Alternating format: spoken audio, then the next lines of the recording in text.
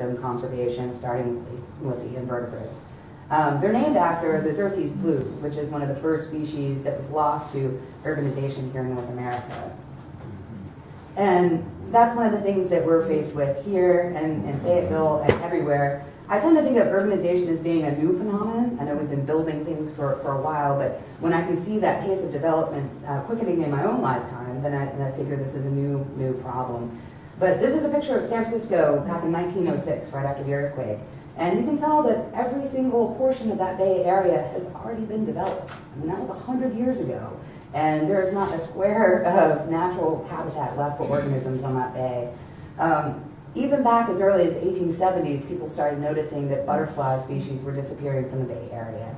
And the first one that was reported as going extinct was a little satyr, one of those little nymph butterflies, and that was gone in 1880s due to urbanization. It had lost its habitat, these coastal dune areas that were no more.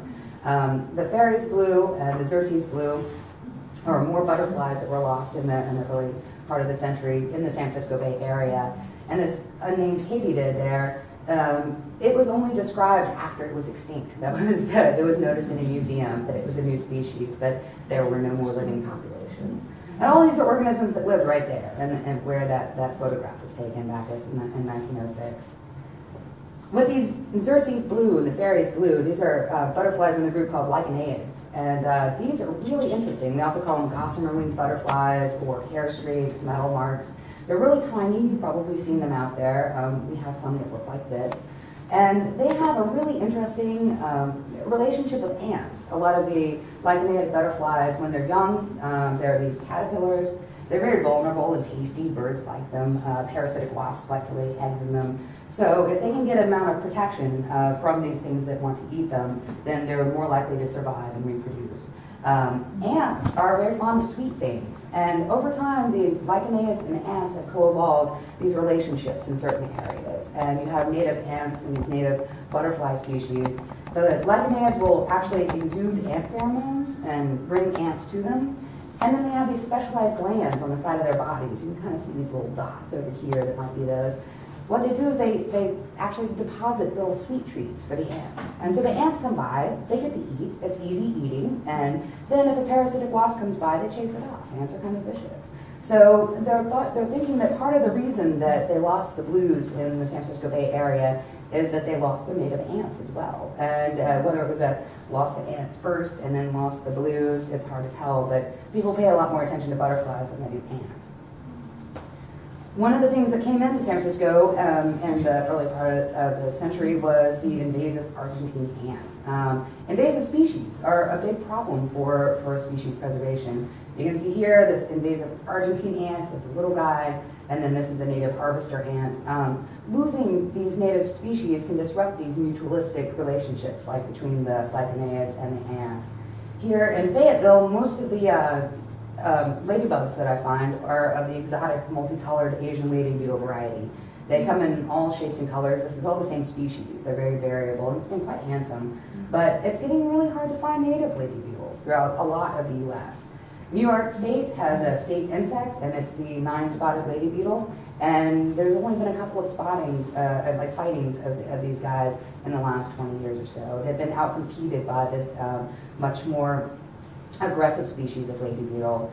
I did find this guy right here, the polished lady beetle up at Paul Noland, which is one of the FNHA sites around town. And it's a bad picture, but it was nice to actually see it there. But when they look at ship inspections, this is just one route that organisms can come into the U.S. 1 out of every 54 inspections will yield an insect that, were it to land here, would be new in the U.S. if it were to establish. That's just out of 54 inspections. We don't look at every ship that comes in. We don't look at people's luggage when it comes in, when they come in from other countries. Not looking for insects for the most part. So there are these great tumultuous things that are happening right under our noses, and very rarely we even see them until after it's too late. But mostly, I'm here to talk about why prairie restoration is not really possible unless you consider insects. There's a fellow who's an entomologist in Illinois that does prairie restorations named Ron Panzer, and he made a sort of gut estimate that in our original prairie systems in the Midwest, about 50 to 60% of the organisms that were there were insects. But when we do these prairie restorations, we don't really ever think about these insects and all of the different ways that they tie into the ecosystem that we're trying to restore. It's something that I don't think you can really consider restoring any ecosystem to its former glory without thinking of those little guys that run alone. And a big part of that for prairies, for me, the most obvious part, are all of the flowering forbs that we have. Insects are excellent at pollination, and particularly the bees. These are the ones that do the most work. Native insects, I said, $3 billion just for our crops every year, and it's really hard to put a price on what that might be for our native plants. But this is what it looks like here if you have a cucumber that was insufficiently pollinated. It's very misshapen and it has fewer seeds than it would normally have. Here is what happens with the cucumber that didn't get enough pollination to even get that far. It's actually aborted. You get just a fruit that won't ever grow into an actual seed-producing fruit. The reason that this works out is that ants need flowers for food. This is a bumblebee colony. In here, you can see that these pots right here are full of pollen, and these ones with the little shiny bits in there are full of nectar, which will turn into honey. All bees will feed their young, well, there's always exceptions in biology, but for the most part, 99.9% of bees are going to feed their young pollen and nectar, and this is what they themselves live off of, and then what they also need to make a new generation of bees. In turn, while they do that, they're fertilizing plants and making plant reproduction possible. And bees are going to be responsible for most of the work. This is what we think of when we think of pollinators. This one is a little Pepinapis. It's a little native squash bee, and these have been native to the New World since we have squash here.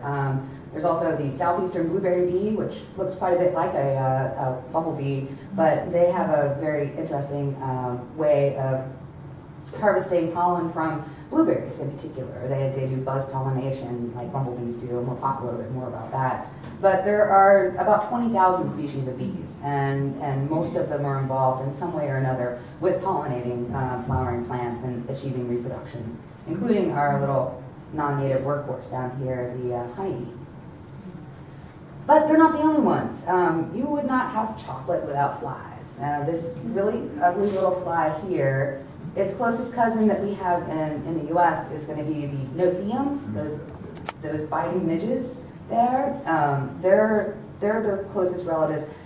Where cocoa is grown, they're also the ones that pollinate cocoa. So